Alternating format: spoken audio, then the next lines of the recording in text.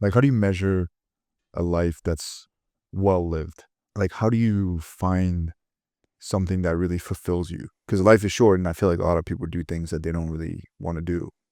And so they give a fuck about things that they don't give a fuck about. And that's why it's work, because you know what I mean? Yeah. Because they have to like force themselves to do it. Right. Because if it wasn't work, at 5 o'clock rolls around, you'd be like, I can still, I want to stay here for another 30, 40 minutes, right? Like when Kobe Bryant practice is done, he's like, I want to stay here for another hour. That was something he really enjoyed. So what would happen?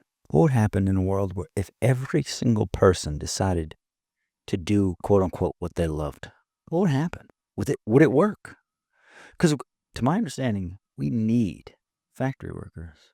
And you're telling, they can lie to us and say, "Oh, I love being a factory worker." The reality is, I don't think that's the truth. So we need the factory workers. We need the people paving roads, right? And I'm just giving examples of quote unquote jobs that people might not necessarily be super enthusiastic about. And again, I don't really know. I haven't done it. There's just a high likelihood that they're not super jazzed to do it. Yeah, Uh, but you have to understand everybody's on different spectrum. So for someone who just came here, doesn't know the language, and is able to do something that's manual labor that provides for their family, that person is happy because they got out of whatever country they were in. They come here to make a better life for themselves hmm. and they have a better income than they had before. So it's all relative to where. Let's find a control then. Let's find a control. Is there any one particular position in the world to where 0 people would like it? um, I don't know. I don't think there is because it's all based on what you know in your environment. So you could say, you know, a drug lord criminal is not something you want to do because you can get killed, you can get thrown in jail, but still people do it.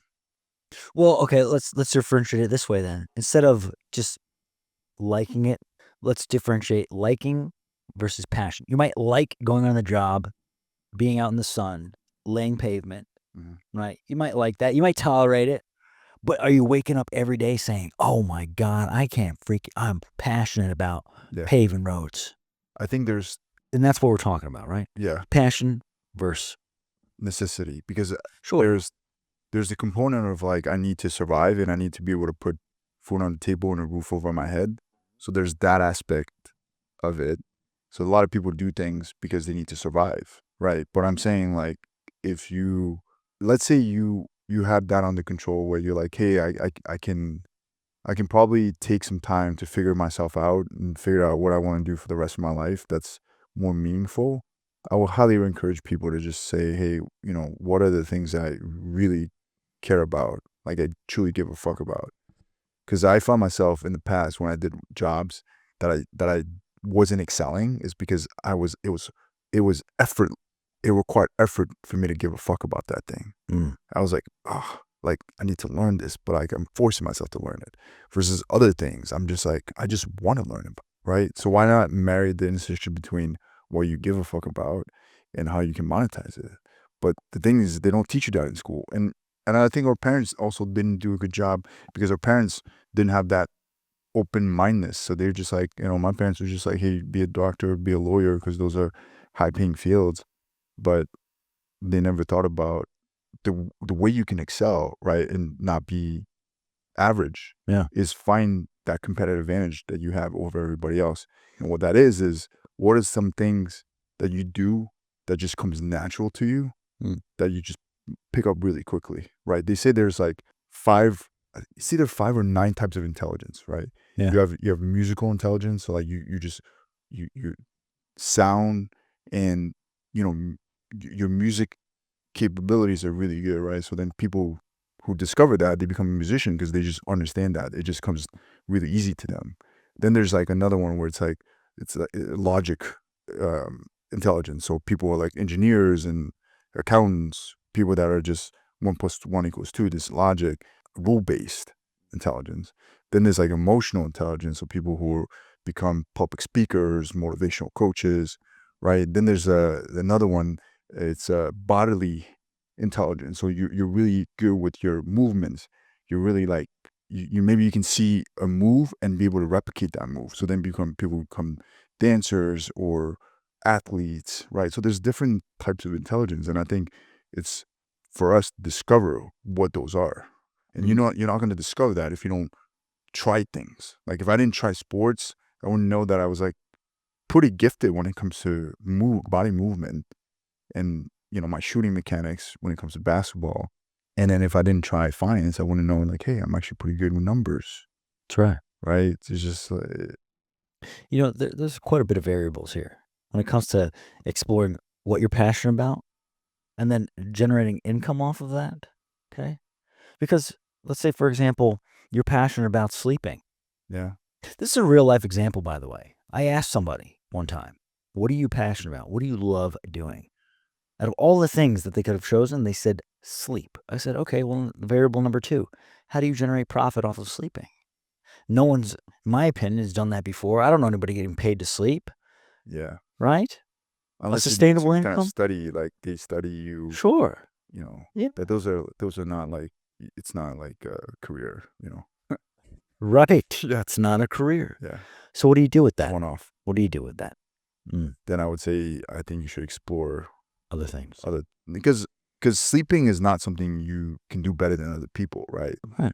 You know, You don't have control over it. right. So that's why I said like you should figure out what are the things that come naturally to you. They're just like, you just pick up quicker than other people. That's your competitive advantage, and then you should lean into that like fully. What about universal signs pointing in directions? Does that play any role in your experience? I don't know, be more specific. Well, personally, I felt called to real estate. It kept presenting itself time and time again in conversation. And as soon as I moved here, guess what? It came up a conversation again. And I said, you know what? That's it. I'm getting my real estate license. And then I did. And then the floodgates opened.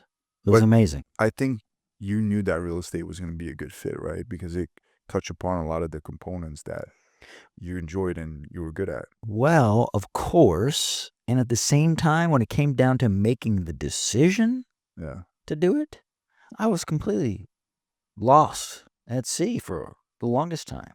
And then all of a sudden, one day, it was just boom, done. Decision made, all in. All in. But to get to that point, it was 0, and then I went 100. Well, when you commit, right? Well, of course. Yeah. That's also a military mindset, I think, right? There's that. And I also think that we need to be aware of these types of things, right? The term being called to do something, that's real. That's true. But those signs are not always evident. And I agree. Yeah. I agree. And people don't always know how to capitalize on those things, those opportunities. Let's play a little trivia game here. Okay. A little fun. It's not trivia. Pave, if there was one way that or one thing that you were called to do in life, what would you say it is? If money was no issue, That's right. I would be a storyteller.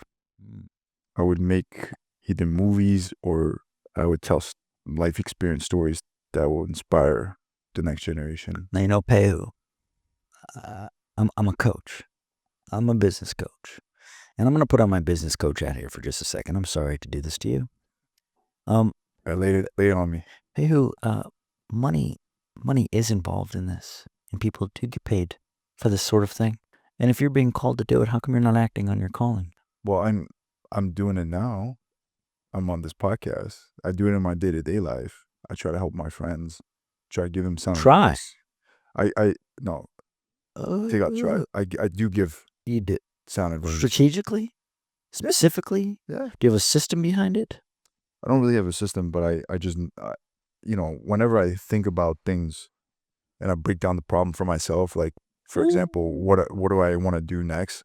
Yeah. So the way I approach things is like, okay, this is the end goal. Yeah. And then how do I get there? But then I think about what are the components I need to think about to get there, right? So for me, I was like, hey, I really want to pivot into something different. But instead of just like throwing shit at the wall, I'm like, what are some things that are just come naturally to me? What are some things I really care about that I would do if money was not involved, right? So I try to like look for those traits and then marry that to it. And then, but the answer is not always readily available because you have to do some kind of self-discovery and figure that thing out, right? Like if I were to do my career all over again, I would do this. And if I didn't know what I wanted to do, and I'll use sports as an analogy. So let's say you want to be an athlete, Yeah. but you don't know what kind of athlete you want to be, right? So you could, let's say like And so instead of being like, hey, I want to try football and I want to be a running back or a lineman, and you train and you get your body to be a lineman, once you're like a lineman body, Big. it's hard. Like, let's say you say, I want to switch, I want to do something different, I want to be a gymnast. And that's a very hard switch. Very hard. But what if there's like a sport that's very flexible or dynamic where you can go either way, right? Like maybe you say, hey, I want to be a basketball player. So like with a basketball player, you have coordination, you have agility. So if you wanted to be a swimmer, that won't be so far off the track. And if you say, hey, I want to be a wide receiver, that you can also do that. If you want to be a badminton player, if you want to be soccer player, there's a lot of like translatable skills, right? So that's how I would have done it. I would be like, what is something that's like so versatile that like it doesn't pigeonhole me into something? Because when you're a lineman and you want to be a gymnast, there's a lot of undoing you need to do. So you need to like lose the weight, you need to get more flexible, all that stuff. So there's a lot of undoing, right? So you're kind of going backwards. But if you just say, hey, I don't know what I want to do, but I'm going to pick something that's very versatile, we're going to say basketball player, then you're ahead of, once you make that switch, there's less unlearning you need to do. Make sense? Yes. Yeah. Yeah. So in the case of your passion to storytell, Yeah. what's holding you back from going all in versus having it on the sidelines of your life? I think I need a platform for me to be able to say this because I don't know if I have credibility, right? People just look at me and they say, who's this, right? Like people that know me, but if I want to have massive impact, people don't really know What's me. that guy's name? Ty Lopez? Yeah. Had a TED Talk very early in his endeavors of whatever he does. And it was one of the most viewed TED Talks ever. This is before he was... Ty Lopez? Yeah. That's something to be aware of, something to consider. Yeah, maybe it is a limiting belief that I need to rule off, Maybe? I think definitely. Because I think of people... Aren't you glad we're having this conversation? I am glad. Because I think of people who talk and they're chosen to have these, to be on podcasts, is, they've accomplished a great deal of things. Yeah. But they're also well known, so people can say, hey, like, yes, like I'll listen to this person, versus like I don't know who this person is. Again, that's just a limiting belief. Check this out. Let's kind of sidebar just for a second here. I think that everybody is an expert at something. Whether they get paid for that or not is a different story. Everybody's an expert at something because of their life experience. It takes 10 years to become an expert at something, so they say, right? Well, what have you done for 10 years?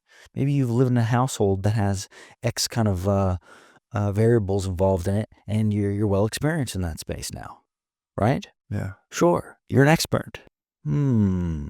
I agree with that statement. If somebody was to like pay attention to what they were learning, and somehow be able to retain that information and be able to translate that in a way that's meaningful. Yeah. I think that would be, I do agree with that. Because as you go through life, if you have a growth mindset, you don't look at failures as failures. You look at them as learning opportunities. But you have to really look at them as learning opportunities. So you say, hey, what is the key takeaway? Like what didn't go right here? Like Tom Brady says, I don't want to talk about the wins. I want to talk about the losses, because the losses, that's what made me who I am. What you learn. That's what you learned. But it takes humility to look at like your shortcomings. Like, why didn't that relationship work out? Or why did I, not do well at the job? Right? You got to unpack that. And then you got to find the root cause and then say, was it because I didn't do well at the job because I just didn't give a fuck about what I was doing? Then, then you need to go find what you're doing. Or was it because you just wasn't committed and you didn't show up and you didn't put in the work, right? So you got to really like be honest with yourself, be reflective, and look yourself in the mirror and be fully transparent. And that takes courage. And I think that's why people, when they reach rock bottom, they bounce back so much farther. Because when they're at rock bottom, they've got to look at themselves in the mirror. They're forced to live nowhere else to go. Like, this is not working.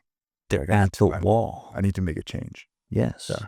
Yes. Because so let's say you sit on a chair that's not comfortable, Right. that's like not really comfortable, maybe you're not gonna move. You're just like, oh, I'll just tolerate it. But if that chair is like sharp and it's like poking you and you're like, fuck, that it hurts, you're gonna move, right? Yeah. But if it's just a little uncomfortable, like maybe it'll give you a backache, you're like, all right, Tolerable. you just Deal with tolerate it. You don't make a change. And this is where our choice for our standards comes into play. Choice and standards. Because you might not ever experience that pain, that discomfort, that uncomfortable chair.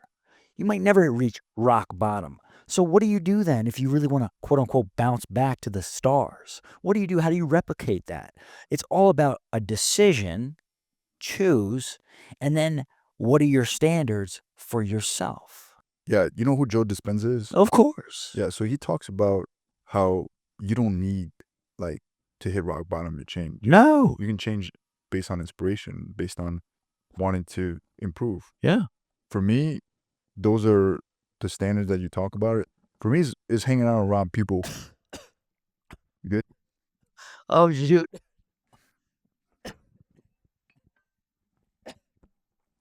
Too big. Yeah. Cool. Take your time. Thank you. I think for me, I've hit rock bottom and I've definitely had to change, but now I don't need to wait for that because I just try to surround myself with people who are better than me, at or better than me, and I look at them and I just say like, and I just try to be inspired every day. Like, there's a lot of people that inspire me, and I try to surround myself with people like you, people like Jake, people that just are really honest with themselves. They have a growth mindset, and they just always inspire me to keep pushing. Yeah, because 80% of your success boils down to the environment you're in. I agree. You can take a good person, put them in a toxic environment, and all of a sudden they start doing bad things. Taking a person that committed murder and you put them in a good environment, and all of a sudden now they're shedding light in the world. Those environment definitely rubs off on you. So yeah, and it's for you to make sure that you're thriving in the environment that you're in. So if you're a flower or plant in a soil that's just not conducive to your growth, you have to change soil. Yes. So that could mean moving to a new city, that could mean changing your friend group, that could mean changing careers, but you have to have the awareness. I think it all comes down to awareness and the choice. You got to make that choice. And then if you were to explain to a fifth grader, how in the world do you get awareness? Right? Yeah, that's tough. I think I have an answer. Okay. We talk a lot about principles on this podcast. We say a lot of repetitive principles to embed it in people's minds. The quality of our lives is dictated by the quality of questions that we ask ourselves every day. So in order to create awareness, we need to be asking ourselves the right questions, the deeper questions constantly. Why do I do this? Why does this make me feel this way? Mm-hmm. Maybe it can be different. Right? Having a self-reflective mindset. Yeah. And it's constant curiosity. Yes. Yeah. And curiosity drives growth. Yeah. I mean, I look at when I was playing basketball, right, and I was shooting shots, I was like, why did I miss that? Oh, because, I didn't have enough legs. I need more arc, or it went to the right. So I constantly, analyzing why it happened the way it happened. And I think that really helped me translate that into other parts of my life. But, as a parent, as a future parent, I'll definitely try and instill that in my kids, just to say, hey, in order for you to be able to improve, right, you need to understand like what's not working or where your gaps are, right? Just like when you're playing sports, it's very easy to understand where your gaps are. One, it's either that you're going to get exposed on the playing field, right? Your opponents are going to expose you on where your weaknesses are, or your coach is going to tell you. But in real life, you don't have that feedback. So you got to actively seek it out or actively do the work to self-reflect and be able to draw that out. I agree. Hey, just for the sake of time, well said, by the way. For the sake of time, we're going to go through a little exercise, and I think it's going to be a gift to you. I just have a few questions before we get to the point of this. Your friend, your social circle, you're very selective on who you hang out with, right?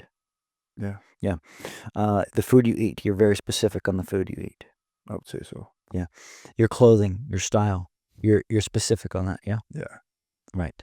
The content you consume, you're very specific on that, are you not? Yeah. Yeah. So, you talk about what gives me the right to talk on a platform. What am I an expert at? What am I good at? Well, I think that living intentionally is something that you are a master of because you put so much thought behind every move that you make, every environment that you place yourself in, every article of clothing you wear, every bite of food that you put in your mouth, every exercise you do. I think that you're extremely good at living intentionally to where you could teach a class on that because it means something to you. You're passionate about that. You can tell. Based off of our conversations, it's easy to see that is what matters to you, how your quality of life is. Yeah, I haven't thought about that. It just kind of comes natural to me. I don't actually. It's because you're an expert and you don't have to think about it. Yeah. Because you've been doing it for such a long time. Yeah, because I'm like, the workout I do is very specific. I do mostly compound movements where I don't lose functional strength. So everything's functional strength. So I'm not like getting big, but it's not there's no utility behind it, right? Like I'm still mobile. I can still play sports. But yeah, I think yeah, you're right about that. Nice, right? Yeah. That's how we do it on a podcast right there. A lot of light bulbs that went on. And there's a light Went bulb literally right above your head right now. It's perfect. Yeah. Hey, how do people get a hold of you? Because I gotta change and go play golf apparently. So how do people get a hold of you? Let's wrap this up. If people want to chat, want to talk, they're going to. If people want to create a space where we can all inspire one another to live better and more intentional and more meaningful life, just reach out to me. My Instagram handle is at PAY_WHO. So it's Payhu. And yeah, I just really am passionate about creating awareness and like how do we move the next generation forward. I think it's important because we're all here for a limited amount of time, and I feel like the rent that we pay to be alive is how do we leave the world a better place? How do we leave the world a better place? Better place than we came in. Yeah. And if you're traveling from outside of town into Austin, Payhu's an exceptional host, by the way. He knows the best restaurants in town. Am I wrong? No. Yeah, your Instagram name is Professional Eater. You know what's good. Self-proclaimed professional eater. You know what's good. Yeah, so hit him up. We actually live pretty close by. Hit both of us up if you ever coming from out of town, want to hang out for a minute. Till next time, everybody, my name is Greg Carlson, your host of the Elite League podcast. Thank you for watching. Smash that subscribe button, and most importantly, stay fired up. Stay fired up.